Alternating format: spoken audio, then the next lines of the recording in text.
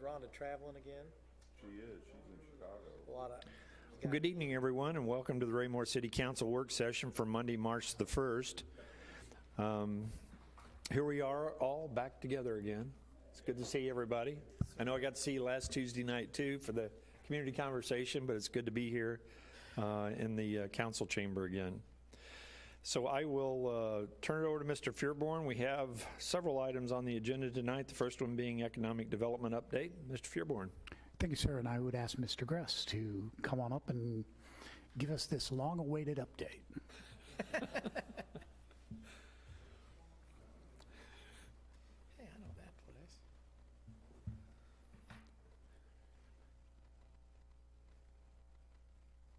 I'm not sure what's been more long-awaited, my presentation or having everybody back in this room.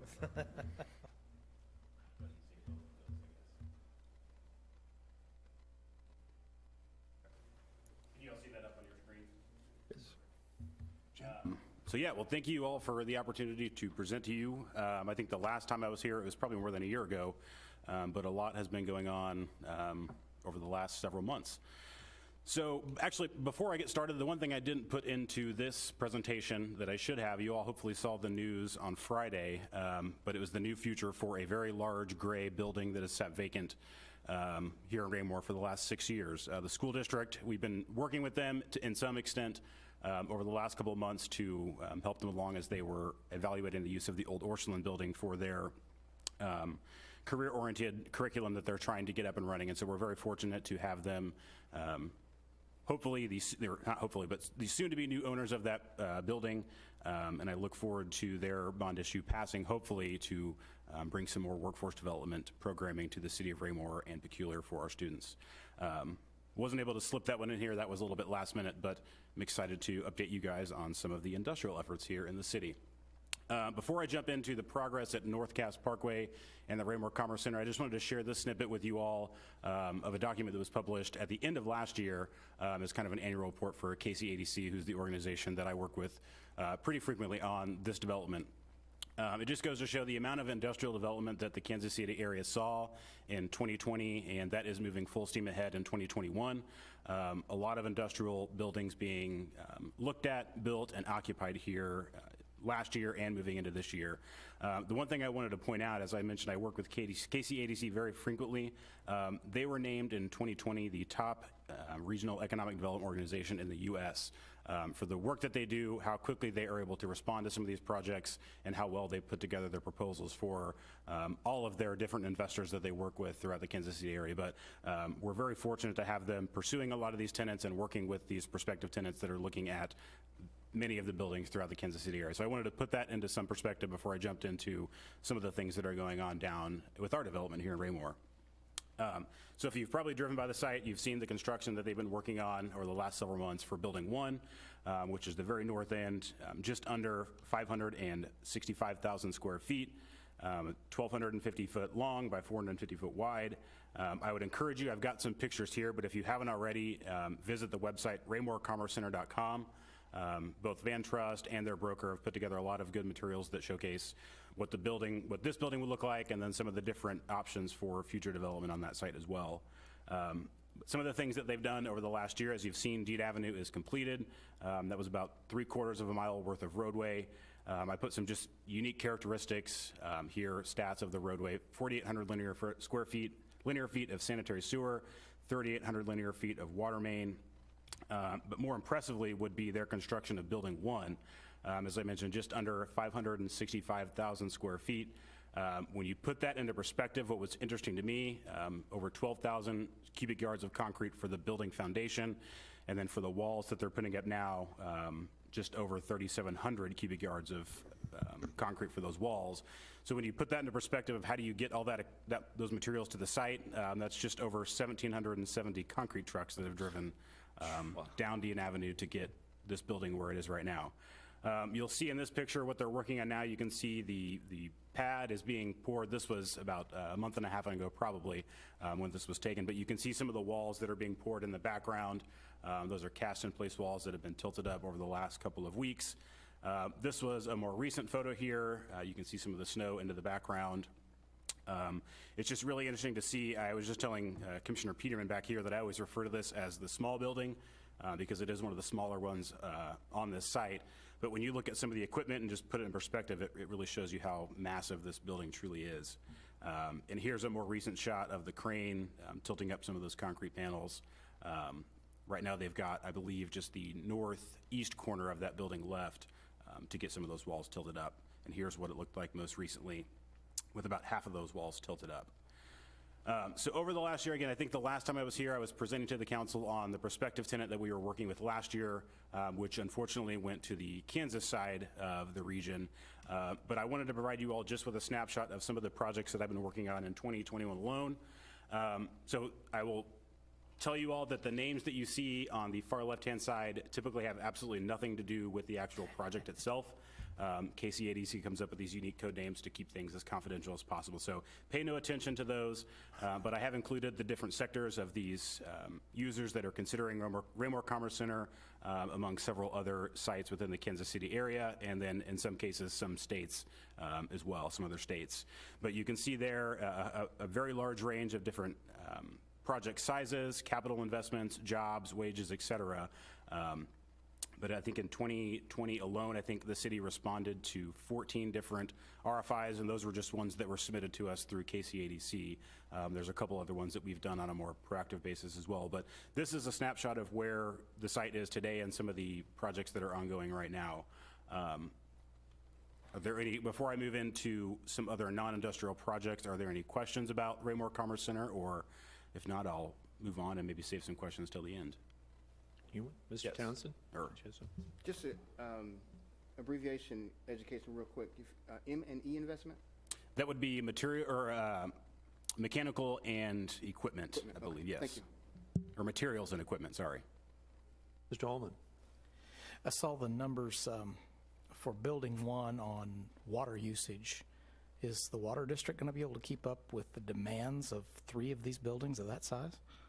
So that has been one of the unique challenges, I will say, and I use that word lightly. Everything that we've planned for from a development standpoint, I believe can be accommodated for with the infrastructure that's in place. One of the projects that is on this list here does have a very unique demand for utility consumption, water specifically. And I know that that specific user has been in conversations with both the city from a sanitary sewer standpoint, but the water district as well on what improvements would be needed to support those demands. I will say with the infrastructure that's in place right now, probably not, but each of these tenants is aware of what improvements will be needed and what those will cost to get those projects online. Thank you. If the project gets here, Mr. Zur is in very close contact with the water district's attorney on a regular basis.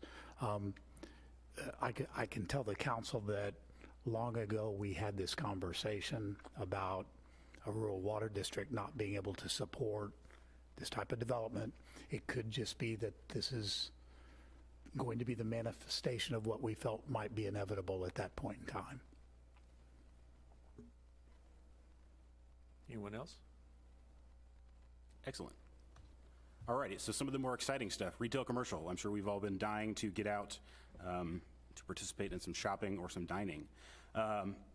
First and foremost, you've probably driven by it 100 times, the Scooters Coffee. I know I've been asked several times here just in City Hall alone when this will be complete. As of right now, with the weather we had over the last couple weeks, it did cause a little bit of a delay, but they are targeting the complete building construction to be complete by March 8th. I think they're a little bit behind schedule on that, given that it's the first today. But by March 15th, they hope to have the interior kind of set up and start their hiring. March 22nd is when they're targeting that soft opening, and then depending on how that goes with their hiring, beginning to mid-April will be their grand opening. One thing I want to stress, and I think gets lost in the conversation about, one thing I heard in the community conversations was the need for local businesses here in the city. And one thing that I think gets lost at this project that I'm going to work with our communications staff to kind of emphasize is that while this Scooters is a corporate brand, the owner of it, Jack Burdick, is a local Raymore resident that has purchased a franchise, license to open this in the community. So it's very much a local business in my eyes, and I am going to try really hard to reiterate that to our community, that while it is a corporate brand, it is a local business, very much so. Mr. Cataract, thank you for getting them to put the fence up, by the way. I know that was a bone of contention with the folks at Foxwood Springs, so I appreciate that. The next site, as again, I'm sure you've driven by several times and probably saw over the last couple of days, a lot of activity going in and out of it for a interesting reason, would be the Golden Corral building. It's about 7,800 square feet. Unfortunately, Golden Corral did close their doors here a couple months ago, and that building has been vacant since then.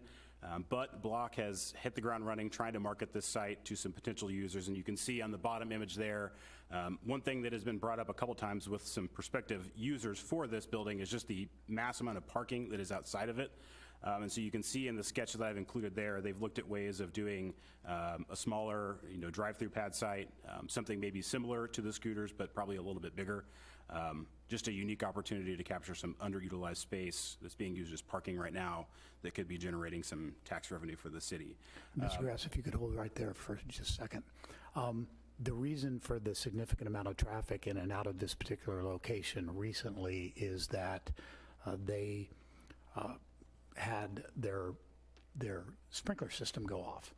And our building and our codes inspector was driving by and noticed water sheeting across the parking lot, and it was basically, I would say, up to the top of the stainless steel serving table. It was a swimming pool inside there. It was several feet of water had accumulated. So one way or the other, this building is probably going to be modified significantly because of that particular accident.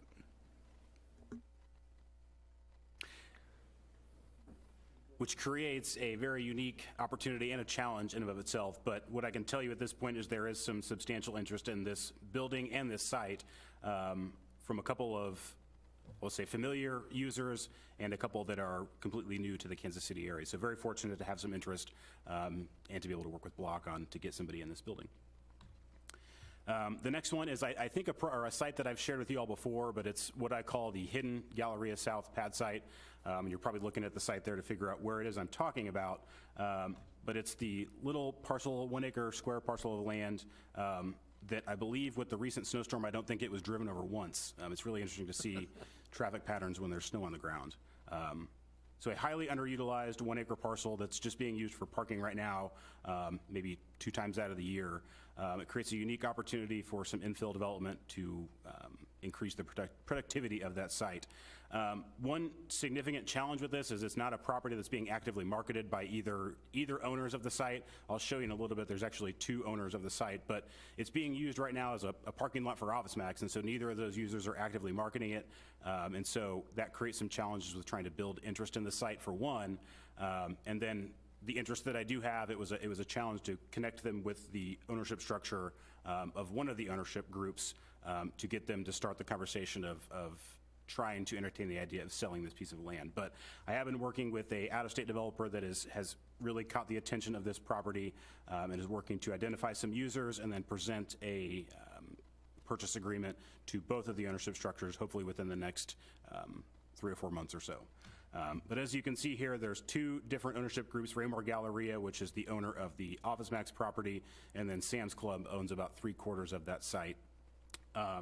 I would say that the linchpin here would be working with Sam's Club to get them to buy into the idea.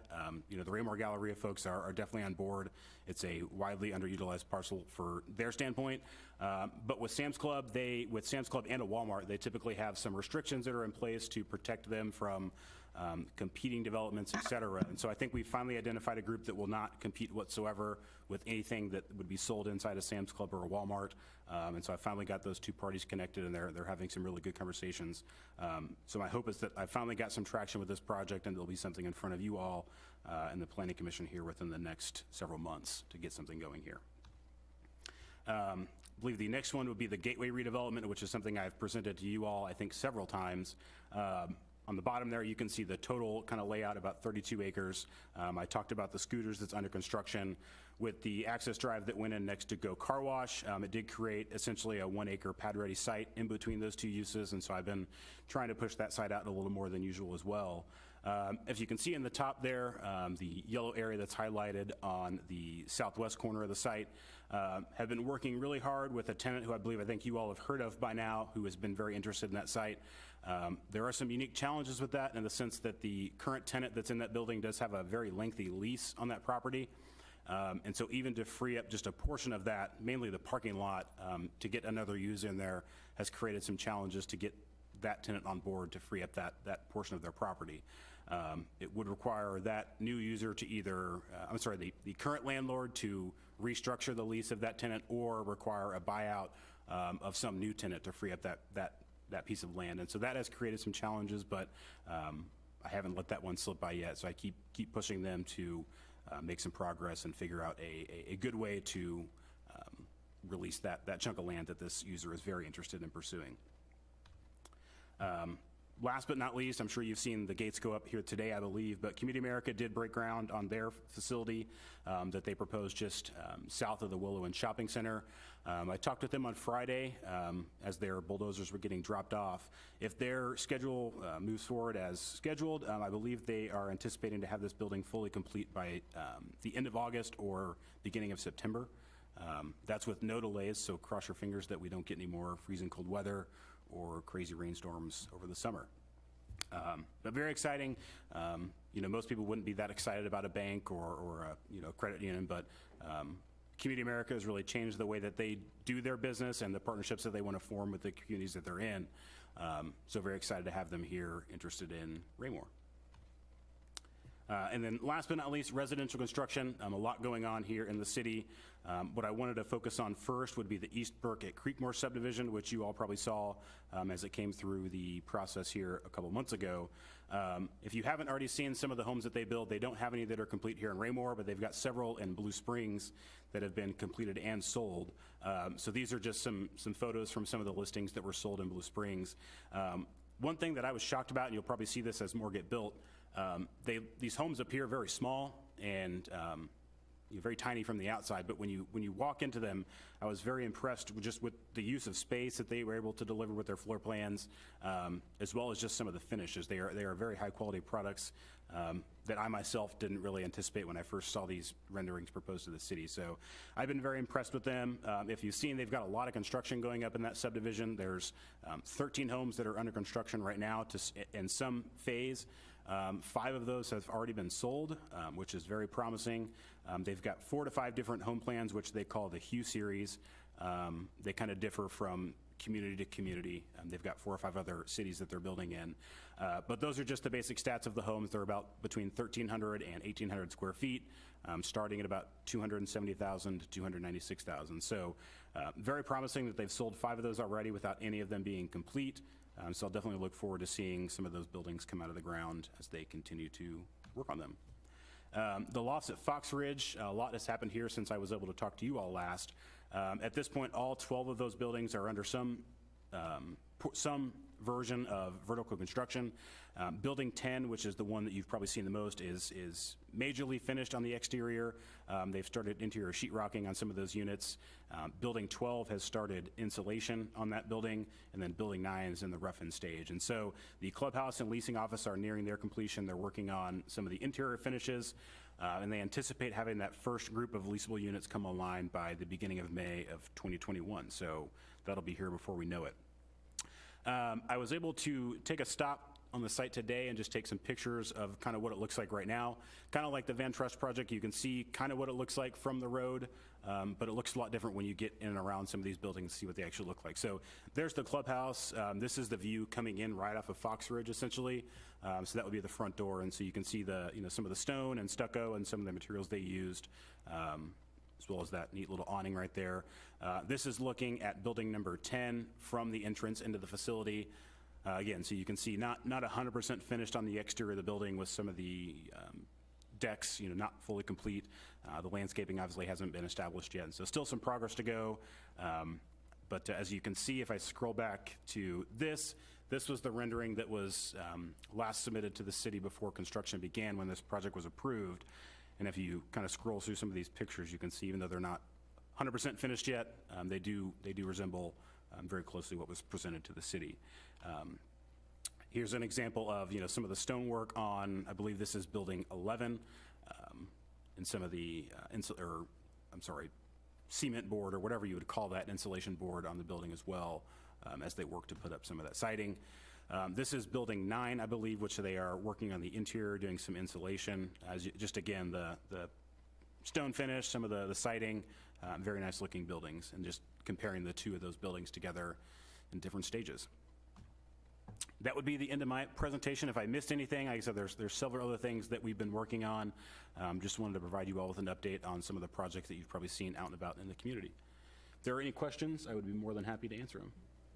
Townsend, go ahead. Thank you. Thank you, Mr. Gress. Excellent presentation. Just had a quick question. What would you say the percentage of regional/national interest do we have in the projects in the area? Regional to national.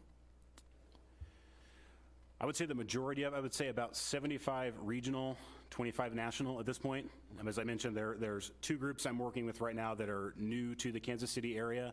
The rest of them, I think all of us would be somewhat familiar with. Okay. All right. Thank you. Anyone else? Yes, Mr. Barber. Thank you, Mr. Mayor. Very good presentation. David, I like hearing your presentations. You do a good job. But isn't there a dental office going in too in the Price Chopper There is. area there? And can we get a little bit of an update on Compass? It looks like they're getting really close. Do you have any information on that? Yeah, absolutely. So the dentist office, as you've probably seen, the construction fence and the bulldozers got dropped off last week, which generated a lot of conversation. So yeah, that will be a Heartland Dental office. I believe it's a 4,200 square foot building. It will match basically what that existing shopping center looks like. It's a very nice looking 4-sided architecture building. So very excited to have them wanting to be a part of our growing community.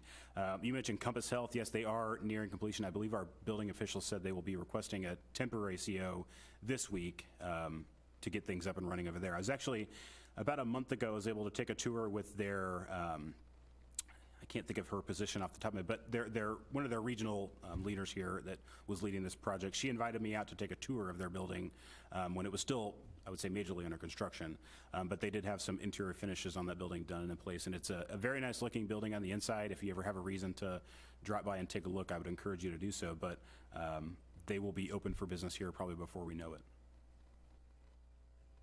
Mr. Holman. Anything? Okay. Anyone else? Yes, Mr. Jacobson. Thank you, Mr. Mayor. Mr. Gress, excellent presentation. I agree. Very exciting. I'm looking forward to spring and everything that's going to be happening with this. Real quick question. Is there an update on the Hy-V construction or lack of construction at this point over off of Fox Ridge? I'd be curious to know about that. Yeah, absolutely. So we've been in conversation to some extent with Hy-V. They have essentially put all of their new expansion projects that were the Fast and Fresh on hold for the Kansas City area. I believe they had 5 of those that they were looking at, 4 in addition to ours here in Raymore. They did unfortunately put those on hold because of the pandemic as they kind of shifted their priorities. I will say, since most of you probably drive over into Belton, you probably noticed that their old Hy-V gas station has been converted into a Hy-V Fast and Fresh. That is not at the expense of our Raymore project. That was an initiative that they were going to be doing anyway. You'll probably see a lot of their Hy-V gas stations being converted into what they're calling Fast and Fresh Express, which is a little different than what they proposed here in Raymore. I haven't heard, I do not believe at this point it will be a 2021 project, just based on what I've heard from Hy-V. We're pushing and pushing, especially with the funds that the city has in place for that project, but at this point they are still on hold. What we hear the exact same terminology from Hy-V that we hear from what Mr. Gress is describing as the user next to the China Star restaurant. We call them the chicken user. You all know who they are. They are committed to those spots. It's just a timing issue.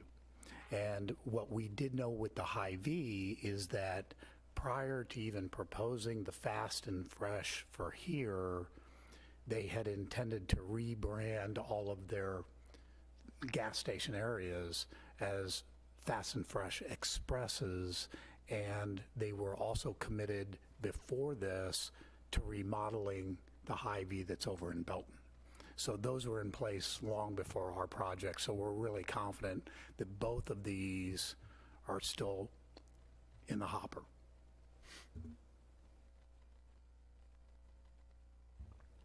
Anyone else? Yes, Ms. Douglawood.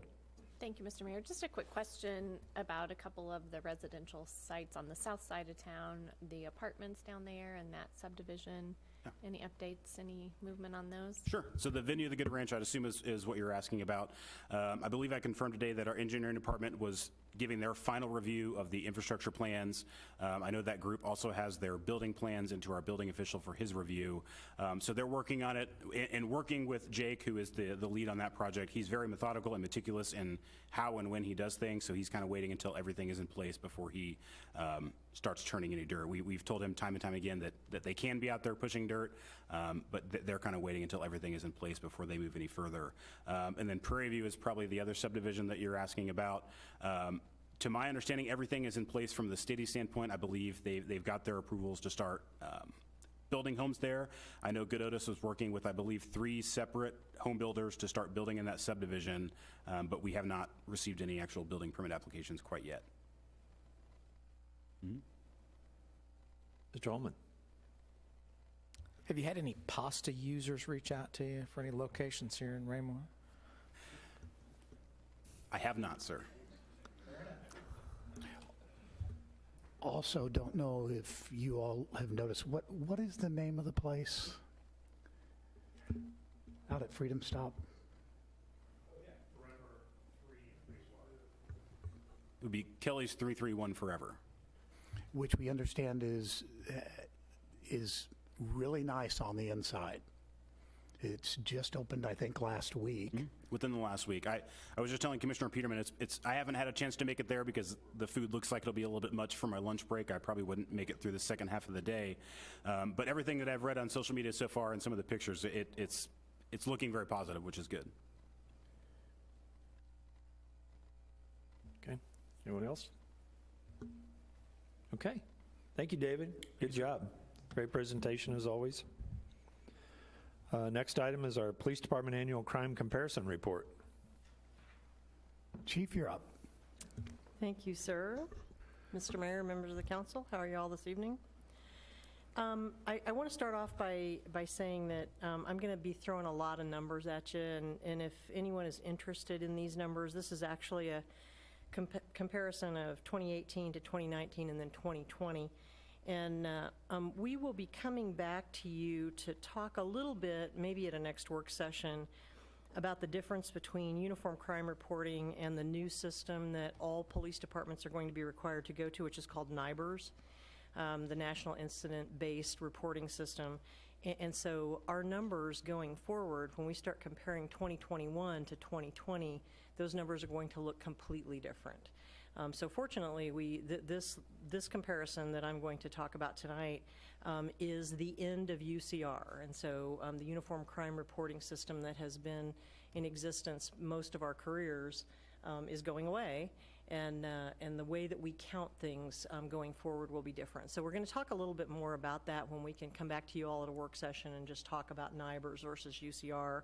But everything that I'm going to be talking to you all about tonight is going to be UCR.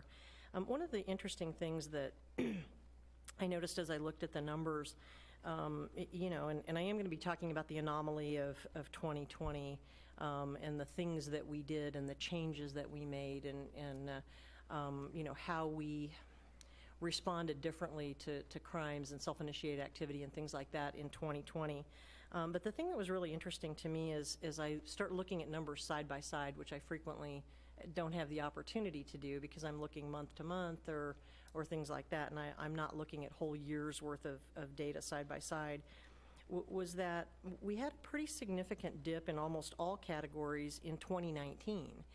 And so, you know, what you would think, you know, would have happened, that we would have had that dip in 2020, but actually 2020 somewhat normalized from that dip that we had in 2019. And so I'll just use the example of offenses, and that's just purely all offenses, reported crimes and things that we responded to.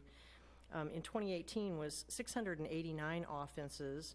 In 2019 dipped to 468 offenses, or a 32% decrease. And so, you know, I could be up here congratulating myself and say, you know, look how much less crime we had from 18 to 19.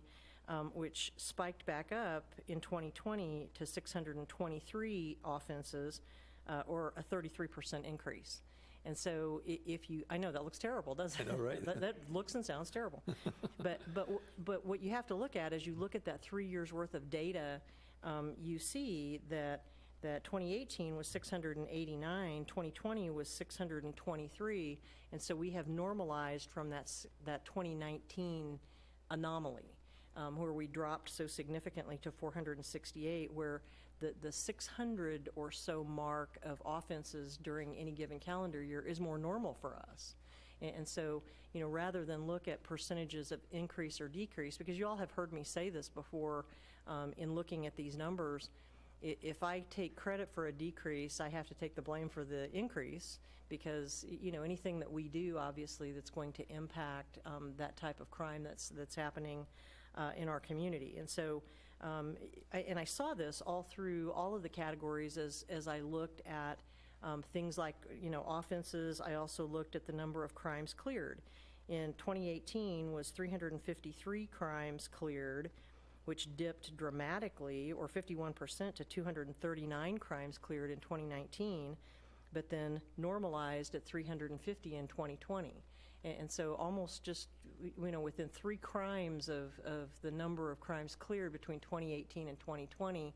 And so it appears that 2019 really is sort of the outlier in as we're looking at all of our crime data. One of the things that I did think was significant, with that significantly fewer offenses, that we had a higher clearance rate in 2020. So, more arrests and more crimes cleared in 2020, even though, as I mentioned, we had instructed our officers with the onset of COVID that we were not, you all will remember, we were not conducting self-initiated activity. We were keeping the officers restricted to those absolutely mandatory calls for service and those mandatory responses to take individuals into custody. We weren't conducting traffic violations. We were obviously, stopping DUIs, and we were doing those things that were safety issues for the public, but we were not conducting. So when you look at those arrest numbers and you look at the number of crimes cleared, that's fairly significant, considering the fact that all of those officers were under the directive to at least seriously restrict self-initiated activity. So I felt like that was pretty significant. So looking at violent crime versus property crimes, when you look at the types of crimes, and I've always felt very blessed, here in Raymore, that we don't suffer from a lot of violent crime. Now, obviously, we had, a pretty significant shooting last week that the community was very concerned about.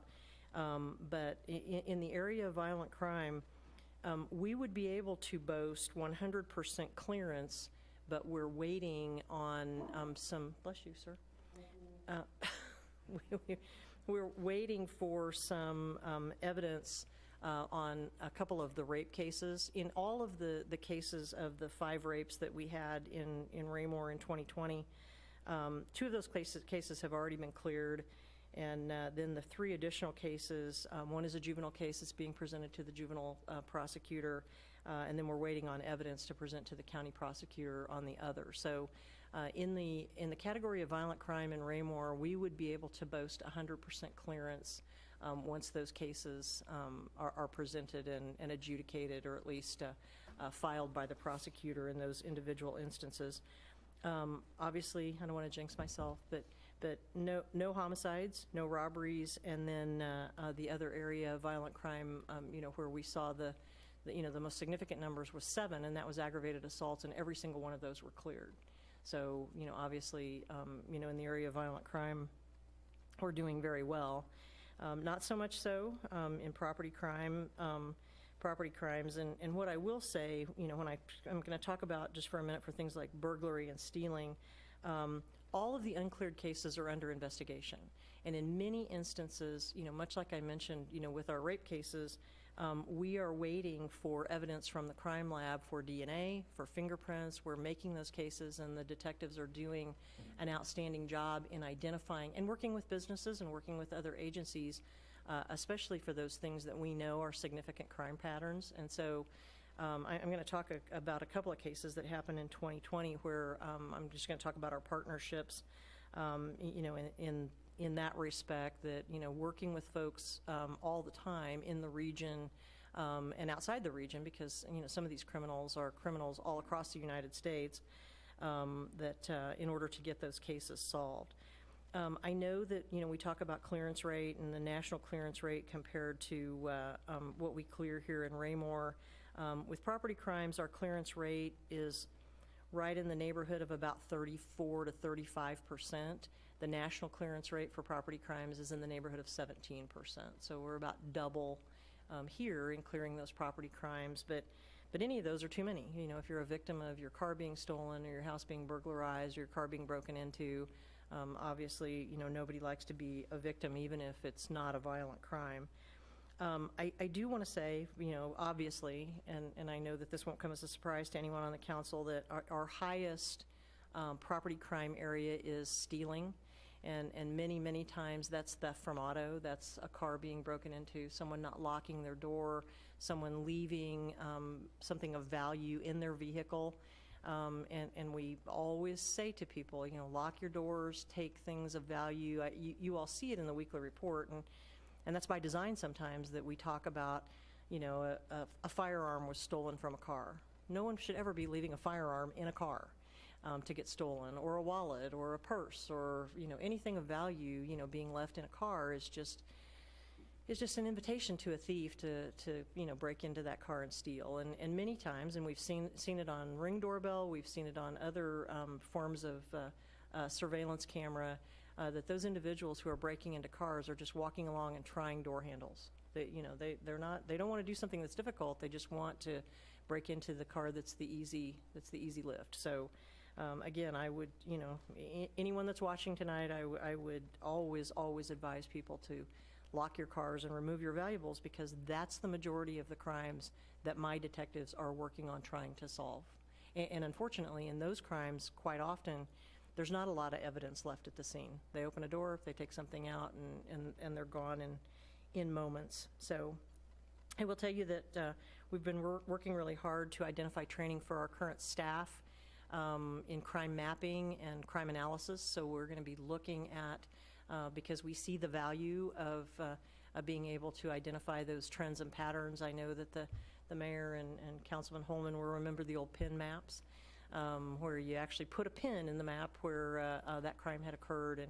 And the technology is much more advanced now, but we're going to be using some of those same old techniques to look at those trends and patterns of how those crimes occur, to assist the detectives and patrol both in those types of crimes.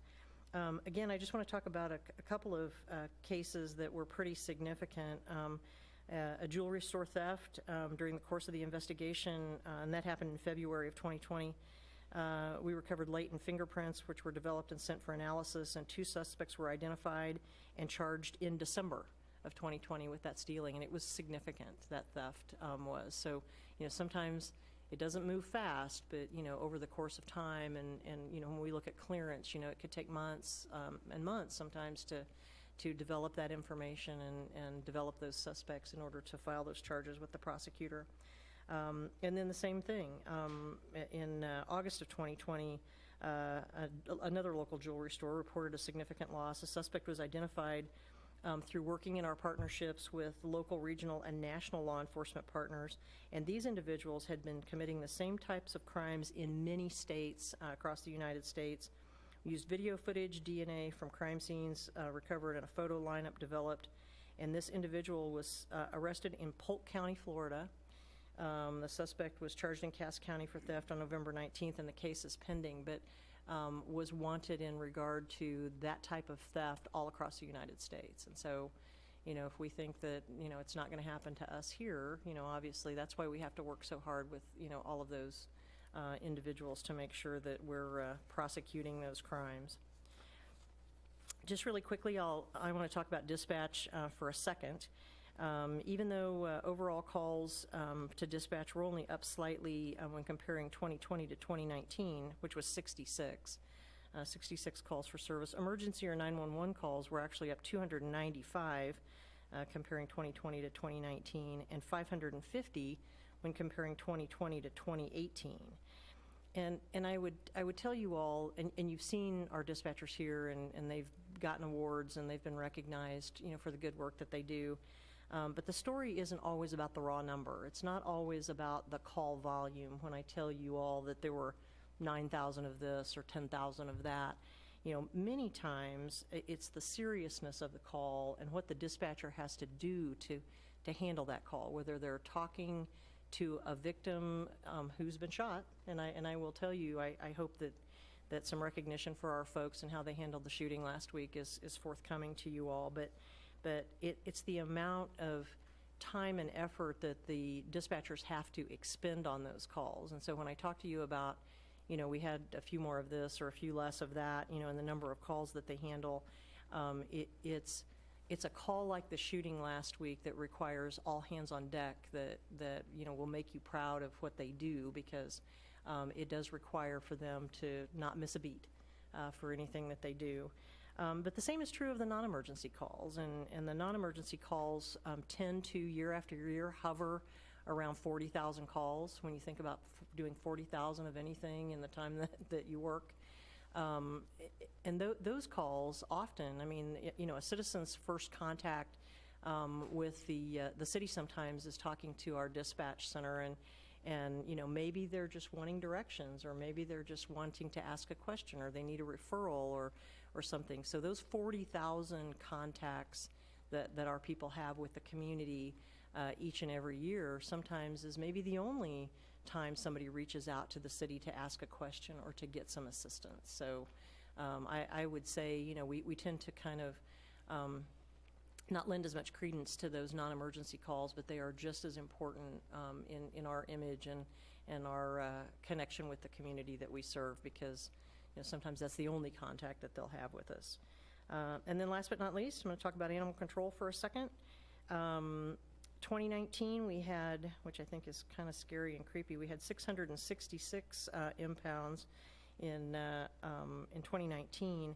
In 2020, we had 718, which was a 7% increase in the number of impounds that we had from 19 to 20. And of that total, I was really impressed by the fact that our adoptions increased from 110 to 158, which was an increase of 16% to 22%. And I wanted to lastly share with you all that everyone thinks adoptions, they think of puppies and kitties and, furry, little animals. And I found it interesting that 180 of the animals that were handled by our animal control in 2020 were considered wildlife, exotic, or livestock. And so you think of our ladies handling wildlife, exotic animals, and livestock, which are large birds of prey, they're bearded dragons, they're sheep, they're goats, they're, all kinds of animals that our ladies have to wrangle. And we work very closely with people like the Lakeside Nature Center, who rehab those animals sometimes that are injured, and then allow us to release them back into the wild when they're rehabbed down there. And so they're amazing folks, and the number of animals that they're dealing with is increasing every single year. So sorry to go so fast, but just some numbers to share with you all, and I'm happy to share any of these numbers. I've got it in spreadsheets and things like that if you all need to actually see the numbers on paper. Thanks, Chief. Anybody have any questions? Mr. Turco. Thank you, Mr. Mayor. Yes, Chief, I just want to reiterate kudos, to what you guys do at RPD.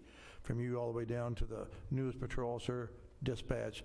You guys do a phenomenal job. As the numbers speak for themselves, like I've said before.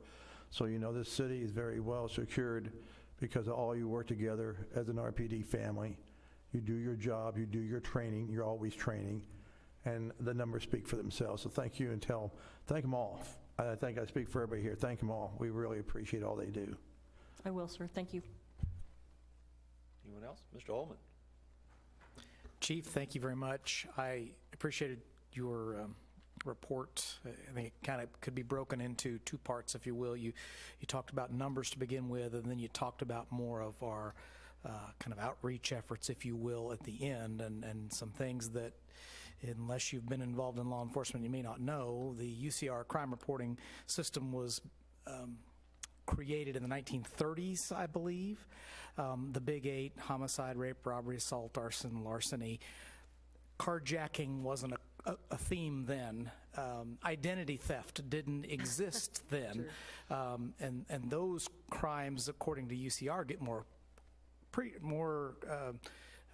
precedence, if you will, those top 8, versus the ones that may be much more serious to our citizens. And so I'm kind of looking forward to how NIBRS is going to change that. I think that's probably long overdue, and that's really good. And another thing that most people may not realize is that many times both the perpetrator and sometimes the victim are not even citizens of our city. They just, that the crime occurred here, but it gets captured in our stats. It may have not necessarily been one of our citizens, and a lot of times the perpetrators aren't from here, they're from somewhere else. And then the most important thing that we're taught as law enforcement officers is the number one measure of a police department is actually always the citizen satisfaction with the police department, not how many crimes you had in any given year, any given time. And I think you kind of hit on that at the end. That's where the really important stuff comes, because people's perception of how bad the problem is, whether that's reality or not, is reality to them. We always used to bring up the old example of Bannister Mall, and you would remember that one, take that one to heart. So I think you're on the right track. I thought your report was very thorough and covered all aspects of it, and I would concur with Councilmember Sherko. Our thanks, kudos, and keep it up. Thank you, sir. I would agree. Mr. Townsend, do you have some? Oh, Mr. Abdel, go ahead. Thank you, Mr. Mayor. I just kind of was thinking similar to Mr. Holman. All the work that the police officers do, or the police department does, that is not measured in those numbers. You hit on it with dispatch and animal control, but I got in a conversation recently with someone about the whole defunding the police and having the social workers working with the police officers and that sort of thing. And that's something that I know here in Raymore, our officers do more of that follow-up work, and they're doing a lot of work to help people get their needs met, whether mental health needs or housing needs, or, just support that families and people here in Raymore need. And so my conversation about defunding the police was, what they need is more funding so that they can take the time to really serve the people and help them find the right solution for their problem. Because sometimes when they're rushed to do things, then it's that quick go to the criminal piece, because that's what we're trained to do, number one, and number two, what we have time to do. And when officers have time to follow up and really meet the needs, that's not measured in the numbers that you reported, but I know our police department spends a lot of time helping the citizens of Raymore, and even helping people who just happen to be here, not necessarily that live here, to get their needs met. So just wanted to throw that out there. Thank you. Thank you, ma'am. And they come up with lots of that help on their own. They certainly don't need any direction from above. Anyone else? Mr. Fearborn? Thank you, sir. Chief, that figure that you threw out, that in 2020, 9,657 of the calls were emergency, would it be safe to say that's spread across several different agencies, but between emergency and non-emergency, would there be 10,000 calls that our police officers had to go on? Oh, absolutely. And more. Yes, and more. So that's my first statement of fact. My second statement of fact, and it's fact only, please remember that about a month from now, there's a use tax on the ballot that will give us 4 new police officers and 1 new detective. And there was a lot of discussion about the detectives and clearance rates here. And those numbers are only going to go up from the standpoint of 400 apartments and 3 new developments and 3 on the way, and that's just a statement of fact, Mr. Zur. Thank you, sir. Very good. Mr. Berenson? Thank you, Mr. Mayor. Mr. Fearborn makes this comment. I had another one I was going to ask, and I wasn't sure if I was going to ask it or not, because I wasn't sure if it was relevant, but Chief, you noticed you noted in 2019 the crimes cited were all the way down from 689 the year previous to 468. I'm curious, was the level of staffing roughly the same? Did we have more turnover? Did we have less officers? Did that come into play there at all? Yes, sir, it does. Now, it doesn't have any impact on the number of offenses reported. Obviously, we have to go whether we have the staff available or not. When somebody calls the police and they need us for, whatever the crime is, we are going to respond. But yes, staffing has always been very difficult for us because just for a split second, we'll be fully staffed and then we lose somebody. And, somebody moves on to another position, they get another job opportunity. And obviously we never want to stand in the way of anyone who's, trying to better their career. But just had to graduate last week from the Kansas City Academy that are starting out there have started out there on break-in. And so, what we always look for with additional staffing is the level of responsiveness. And Councilwoman Abdelgawad hit on that, us being able to provide just that little extra level of service when a family is in need or someone is in need of services, and to spend that time with them and recognize what they need and be able to help them will allow us to do that with extra staffing where we can spend that time. Thank you, Chief. And just one more follow-up to that. So once our two officers are fully, I use the word fully trained and on staff full-time, will we be staffed close to 100%, or we still have openings? We're still down, currently, and we actually did some testing today. We have a number of people, and the individual who tested today passed all the tests and CVSA and all that. And so, we're always looking for and testing and interviewing both a combination of individuals who are not post-certified, who have not been through the academy, like the two individuals who just graduated last week. They were both dispatchers for us prior, and so we felt like, they were going to be a really good fit with the organization because they had already sort of proven themselves, as our dispatchers. But then those individuals, like the person today, who would come to us from another agency and they're already post-certified, and they could, they still have to go through all that training, but they could really hit the ground running because we wouldn't have to send them to an academy. So we're always on the lookout, and we're going to be going down to UCM and doing some testing down there as well of individuals. So yeah, we still have a couple more that we're looking to add on. All right, very good. Thank you for the report, Chief. It's very well done. Thank you, sir. Anyone else? We also have, on kind of a fun note, a nice note, one of these new officers is actually the younger brother of one of our existing officers. So you should have seen Mom and Dad at the swearing in, and they were ready to bust their buttons.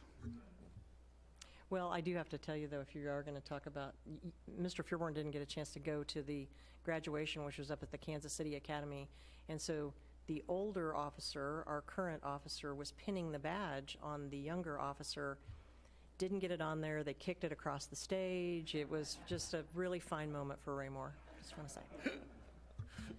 I love it. All right. Anything else for the chief? If not, I'll turn it over to Mr. Fearborn. Thank you, sir. Did want to update the City Council. We have now completed, and the City Council has accepted all of the projects that were associated with the 2016 bond issue, and we have a remaining balance in the transportation bond issue. Parks was at zero. The council will remember you helped fund out of general fund balance and capital improvement sales tax balance some additions and upgrades to several of those bond projects. Transportation was not the case, so we have a remaining balance of $144,464, and we will be transferring that into sources of funds for the 2020 bond issue. We have to keep it in transportation. We can only use those for transportation dollars, but we'll be using those to supplement some of the 2020 bond issue projects, possibly some enhancements, et cetera, to some of those projects. Council will be pleased to know that as of this date, it looks like we're going to be able to do all of the enhancements to the Ward Road project that were proposed, including pedestrian crosswalks, areas of safe harbor so they can get from the sidewalk side to the trail side, which is on the east side. In addition, I'm supposed to hear from Mr. Krass this week. We thought since that is going to represent a trail from 58 Highway up to where the railroad trail is in Lee Summit, when we get to 163rd, because then that carries on all the way up to that trail, that we might want to be proposing in the future to the council, possibly with these dollars, a trailhead parking lot for that side out there. If we can procure enough land, it'd be kind of a nice feature to have way out there on the east side of town. So I just wanted to update the council on that transfer taking place on that item. And I'd be happy to answer any questions. Anyone? Okay, Thank you, sir. thank you. Again? Just a comment more than anything. I think it's a great idea if we're able to pull it off. I mean, most of us know the success of the Katy Trail across Missouri, and the old Rock Island portion has been turned into a trail through Lee Summit. Our trails are very popular. Trails in general in Missouri are very popular, and I think that would be an amenity, especially out there in Ward 4, that would really be welcomed by people. I think it's a great idea. Thank you, sir. Anything else on the GEO bonds for 2016? If not, we'll move on to the use tax. Thank you, sir. Mr. Ike had an idea relative to the use tax that I actually think is a great one. On the the 24th, which is the second to the last Wednesday of March, that we have an open house, and we have Chief and Mr. Mustine and Mr. Krass at the open house, along with an information table, and just let people come in who still have questions on the use tax. Use tax can be kind of a complicated feature, and have each of them there to give information only about what would be done with the use tax funds if people were in favor of that coming in. And then, of course, Mr. Ike and I would man a table that basically explained to them what exactly this means. If the council is okay with that, we'd kind of like to conduct that. And of course, you'd be more than willing to be there and mingle with folks. It would be... Would you have it here or over at Centerview? We'd have it at Centerview. Okay. And we just think it'd be a great feature that nobody else has done to kind of get that information out. Again, we would be very, very careful that it's informational only. I keep saying that because Mr. Zur is sitting behind me and I can't see his face. He was zoning out a minute ago. You could have said anything. He was just kind of... This draws his attention. The second he sat down, he warned me on it. Yeah, Mr. Barber. Thank you, Mr. Mayor. I think that's a fabulous idea, and I assume Mr. Zur would be there as well to kind of observe things. With a ruler? Make sure He'll have that, one of those old-fashioned shock crossing collar. walk. Shock collar, maybe.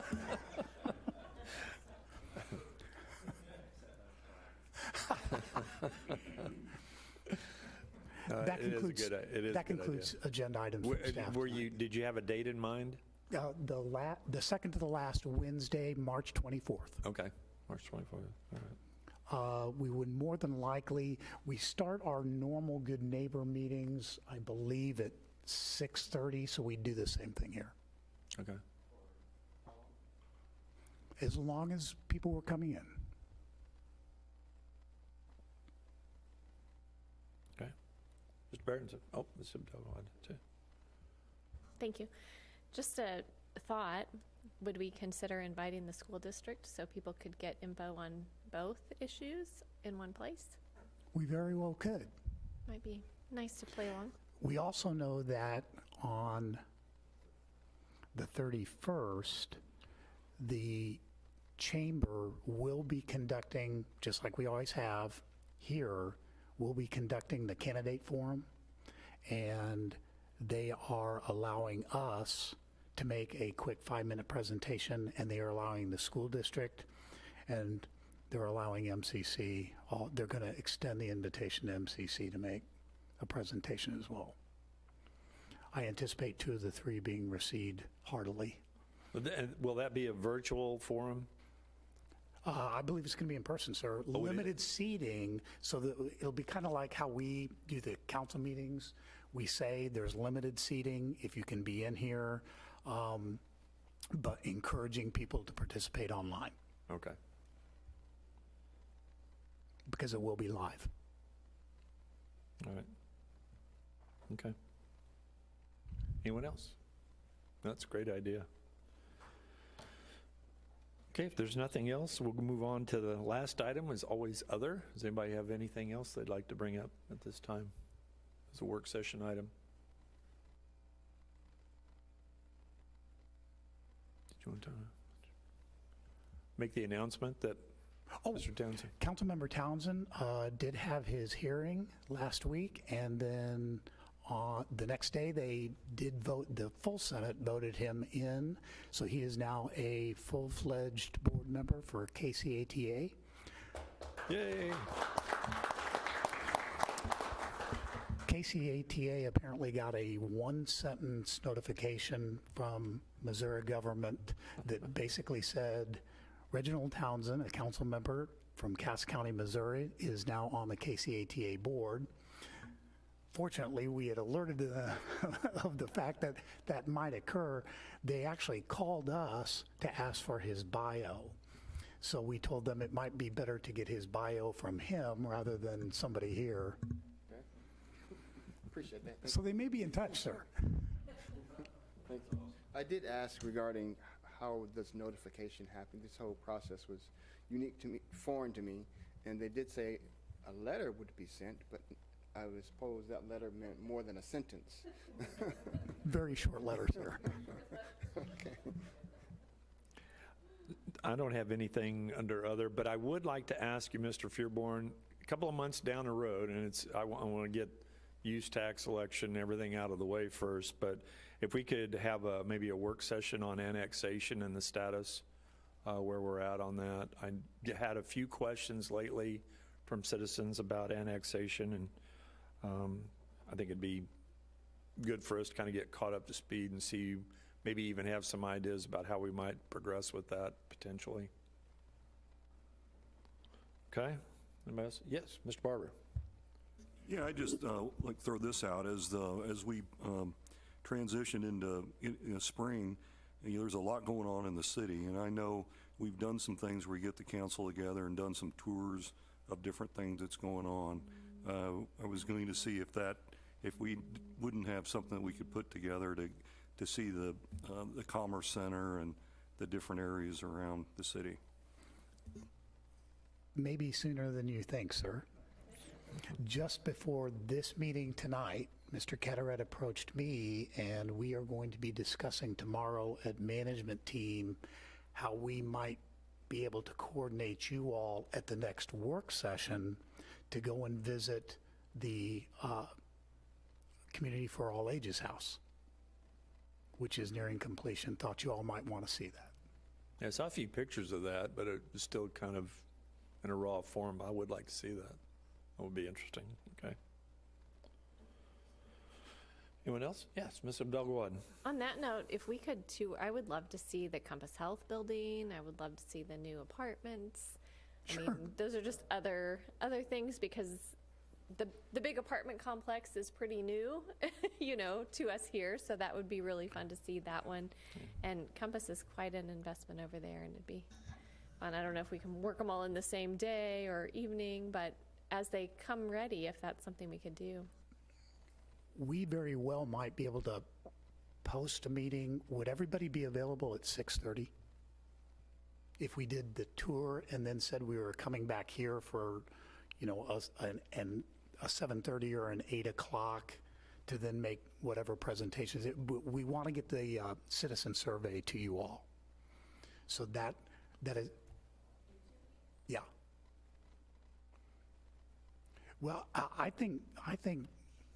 kind of a larger scale tour might be available, because I can delegate that to Mr. Catarat. And he's a genius at that sort of thing. We may even want the weather to get a little bit nicer, since we're going to be getting in and out and looking. All right. Anyone else? Mr. Circo? Yes, this one thing. I agree with Councilwoman Dougawad.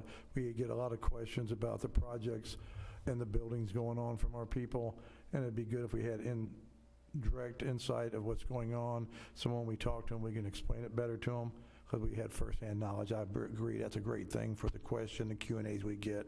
And one thing I did want to mention, which I almost forgot, Chief, we have a new family moved in here a few months ago, down here in Silver Lake. I actually met them because they were the boss of one of my cousins at his birthday party. They moved from Blue Springs, and we were talking about it. And he said, I said, what's one of your main reasons why you moved to Raymore from Blue Springs? He said, because it's the safest city around, I hear. And that's exactly what he told me. It's one of the safest cities, so we want to move where it's safe. So I just wanted to let you know.